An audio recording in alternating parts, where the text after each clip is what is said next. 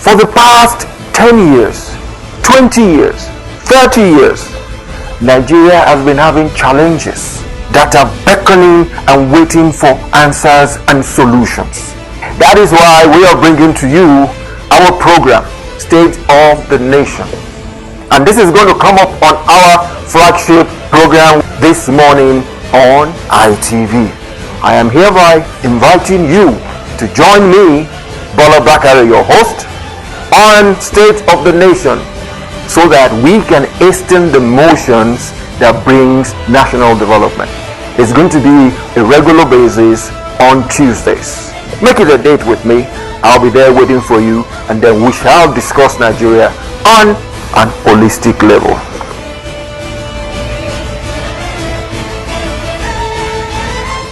This morning we shall be looking at a factor that is quite unbecoming. I wouldn't want to say a situation that breeds miscreants, or a situation that makes us uncomfortable on a regular basis, as we've seen lately. What am I talking about here? I am talking about prison inmates, jailbreaks, and the judicial process. I'll say that again. Prison inmates, jailbreaks that we've been having lately, and the judicial process. With me in the studio this morning is my brother, Barrister Ahmed Tanimu. You're welcome to the program. Thank you for having me. Thanks for coming. Thanks for coming. Barrister Ahmed Tanimu is somebody that I like. He is a barrister, not just a barrister alone, not just being a simple lawyer. He is a subtle activist. I call him subtle activist because he says it as it is. When he says he wants to share with us his insightful insights, he gives us the nitty-gritty of what transpires in his chosen profession, which is jurisprudence. He will educate us on jurisprudence. But as we speak, we are starting out this morning with prison inmates first. Then we go into jailbreaks, and then we ask, what is the judiciary doing about it? My brother, I would like to give you some stats that I have on hand here. In Nigeria, as we speak, we have close on 70,000 inmates in our correctional centers. Of these 70,000, 70% of them are awaiting trial. It is abysmal. This is a grand anomaly. This is a way, like I said earlier in my opening, this is where we breed miscreants that will come into the populace and then become things we can't handle. That gives us our insecurity. For starters, let's look at these numbers. Educate us. If this is right or if this is wrong. Give us your thoughts on these numbers, please. Ordinarily, what I would have said, I would have been happy if the number are factual, but you know, we have a problem with data collection in the country.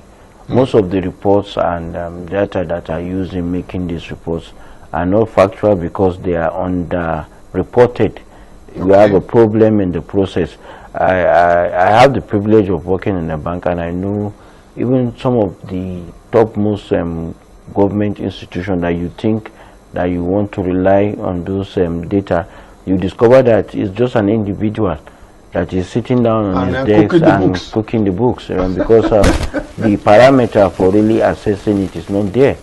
There's a court just by your radio station here. If you go there on a daily basis, you see that the number of people, and I say daily basis, from petty crime to serious crime, on a daily basis, people are being sent to the prison for remand on cases that ordinarily, some of them are civil in nature, but because of corruption, we've made it a practice that abuse is prevailing everywhere you go. Last time we talked about the raid on the Odilis incident. You'll be shocked to know that all the suspects have been in police detention at the first CID for more than 20 days.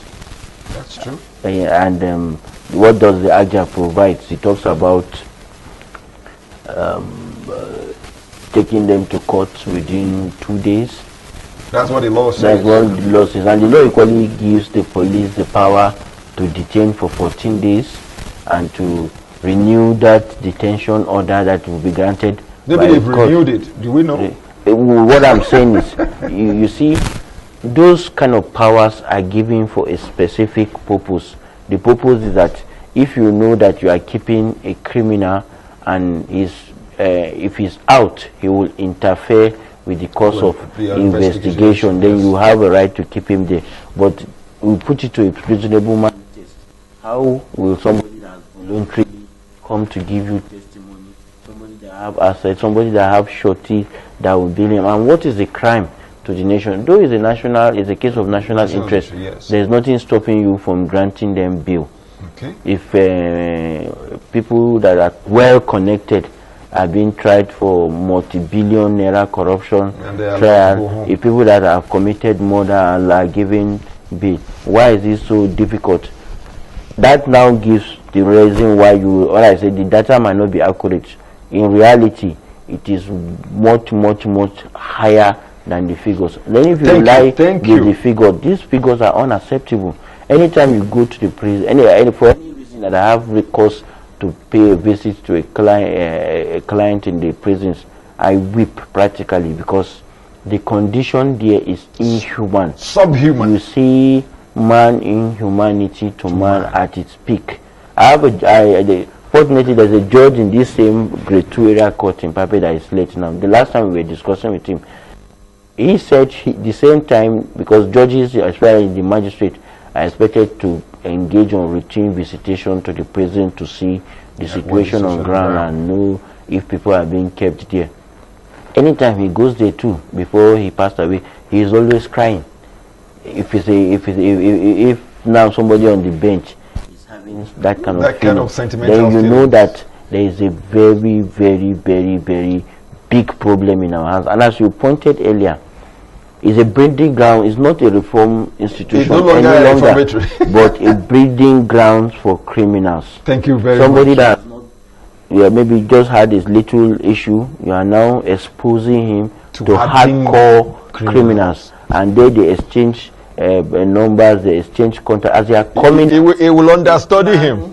That's the training ground. They understudy him as he's coming out. Now he's now having.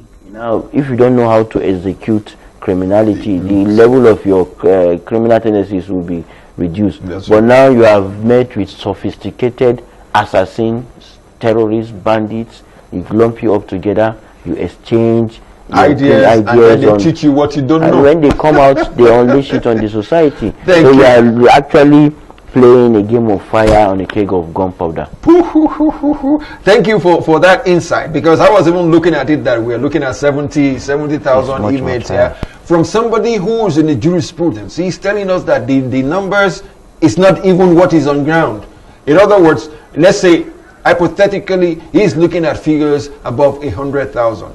I will say that too, because if I factor in the element of mathematics, in terms of the jailbreaks we've had, there is no facility that has less than 3,000. And we have multiples of them all over the country. So that goes in tandem that what we are doing, in actual fact, is we are bloating up the level of inmates.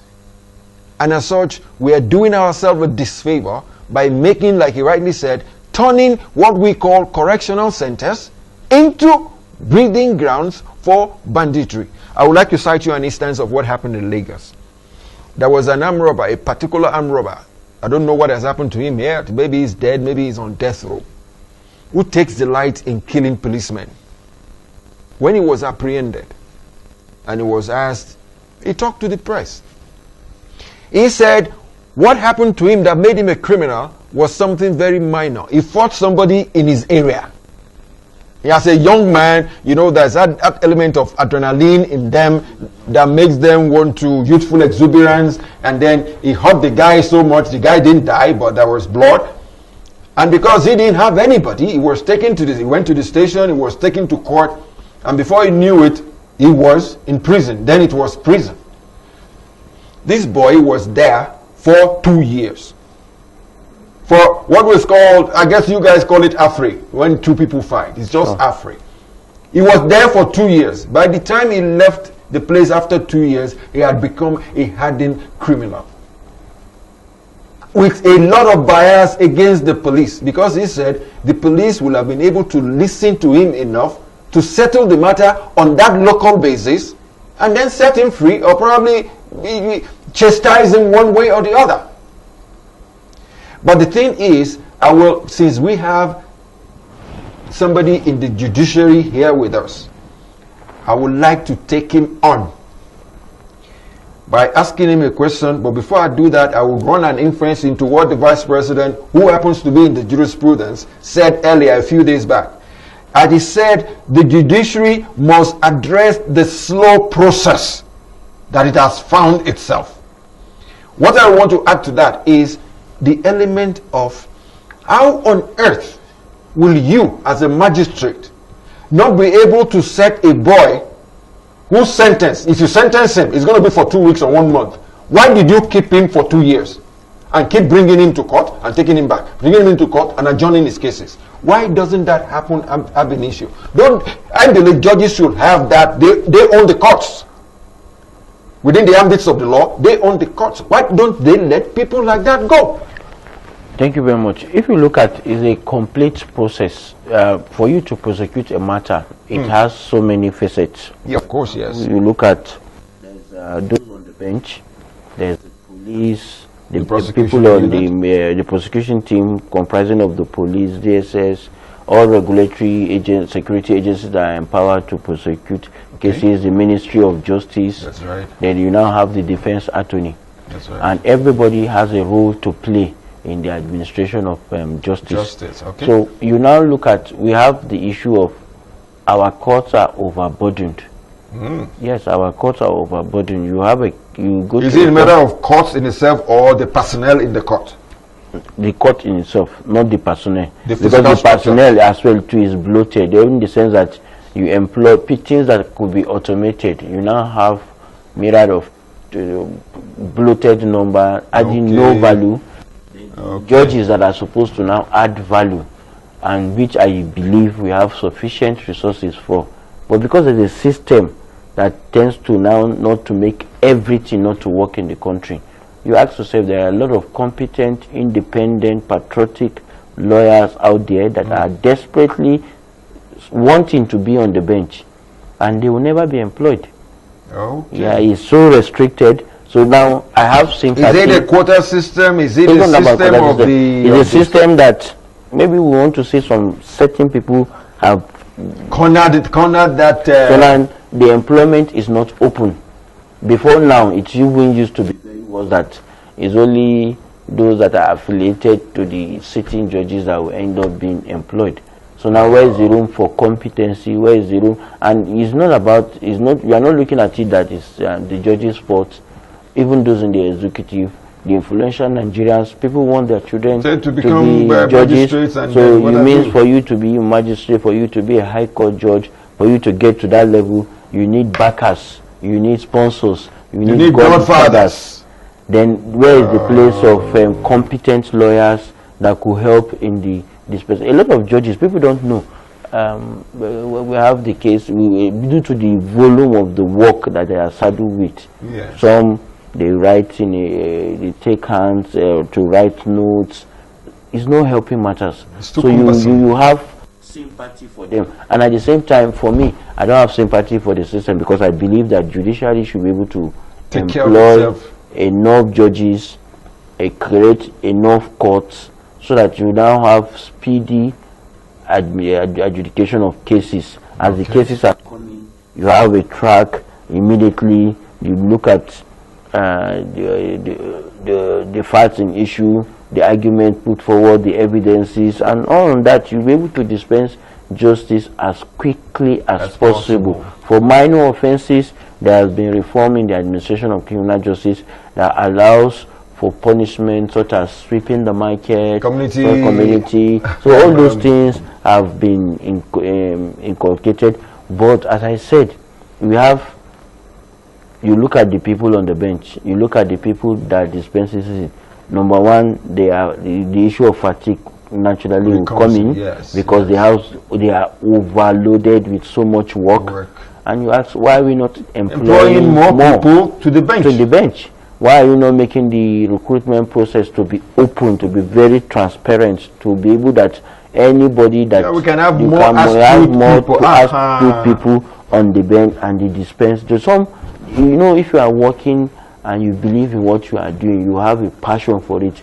But if it's because you don't have an employment, or you have a relative that works in the National Judicial Council and you just find your way to the bench, then you good thinking, good will give you good product, and you have bad thinking and you call it bad product. So it affects the slow pace of as complained by the vice president. Yes, and let's go ahead from there, because hypothetically, I believe in motive.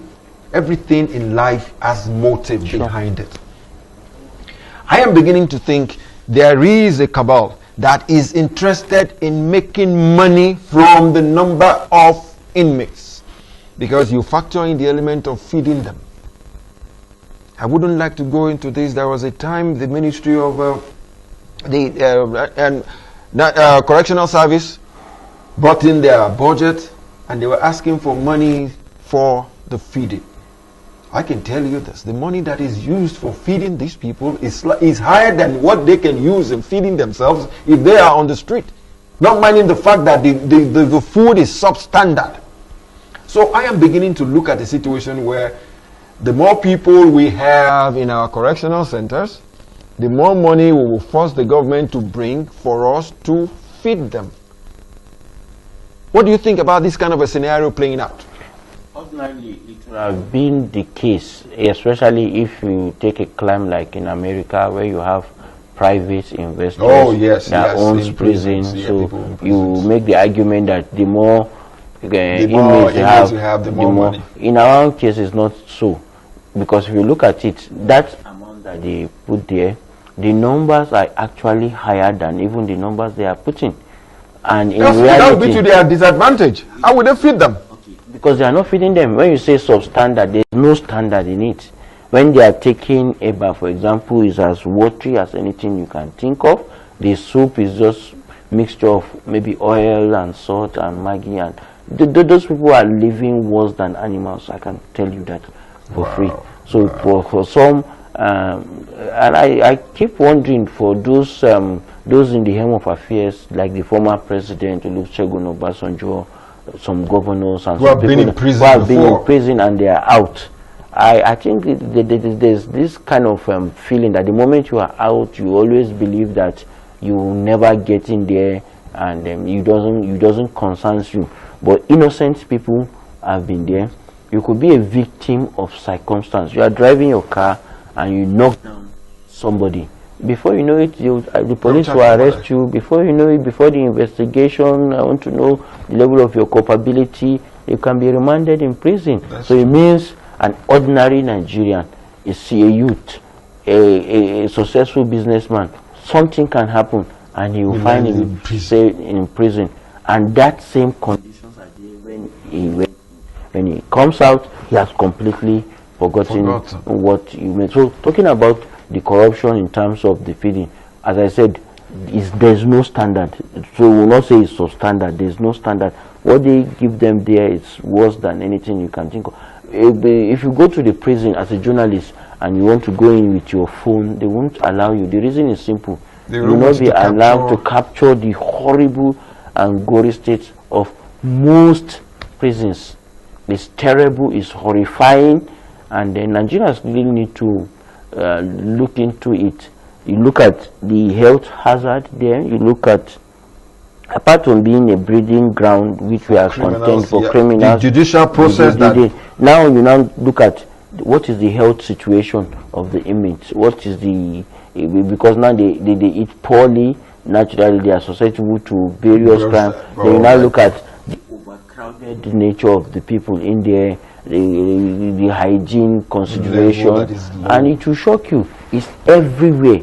Go to every police. You have police station in Papi, you have police station in town, you The go there, stench that the comes stench out that of them come out is a reflection of what we are saying. And as civilized people, as human beings, are we justified in treating Nigeria as a country, we lost it when we don't place value on human life. Just as I was telling you off camera the other time, just this Sunday, about 25 people along the Kaduna Abuja axis were kidnapped, some were killed, and today is nobody. 2-3 days down the line, it's just forgotten. A count. Forgotten is a normal count. It is 25. The only prayer most of us do now is we pray that we are not a victim of the situation. We try as much as possible to avoid being that. But it's inescapable. Somebody you know, your friend, you know, your family, circumstances beyond your control will force you to still ply that same route. Then now imagine yourself as a victim. As a country, I can assure you, Nigeria, the African race, we've lost that touch of humanity. We lack empathy. That human empathy is no longer there. Let me put in another factor into it, because you've been able to educate us that there are a lot of other factors. The judicial process is there, the health of the inmates is poor, the feeding is poor, the bloating of the numbers all culminates into a situation that is subhuman. Sure. That brings me to one other factor we're going to deal with: jailbreaks. Don't you think that the moment we breed them into criminals, the moment we make them live subhuman lives, the moment we don't give them the right access to the judiciary, that they are ready to do anything, even die in the process? And in some cases, don't you think that culminates into jailbreaks? Absolutely. In fact, the correlation is simple. If somebody knows that his life is worthless, the society that, for maybe is a victim of circumstance, and the society has transformed his life to be worthless, he has nothing to lose, nothing, he doesn't have anything to live for. Automatically, it means he can do anything. Yes. It's not only that, it's not only about, we shouldn't only fear about jailbreak. Now, this is somebody that he knows that if he's captured, maybe after he's apprehended, he's coming back and he's going to be sanctioned and punished more for even, he has committed a new offense for even breaking, and still they are willing to take that risk. What would be of such kind of a person if he now gets to the free society? It means he's going to unleash mean human being. He's going to unleash that. I'm not an advocate or supporting criminality, but there are better ways of punishing, of sanctioning that could be reformatory. What we have at the moment is defamatory. You make them beasts, so to say. As they are coming back, they are not reformed. They will do exactly what they have done. They will exacerbate it. Time is not on our side, my brother. That has been my brother, Dr. Barrister Ahmed Tanimu. He has been able to give us insights. The insights that cuts across the human being, the subhuman status, the judicial process, how we can improve on it. And honestly, this affects us all. It affects us all. Until next time, I will say, keep faith. Thank you for viewing.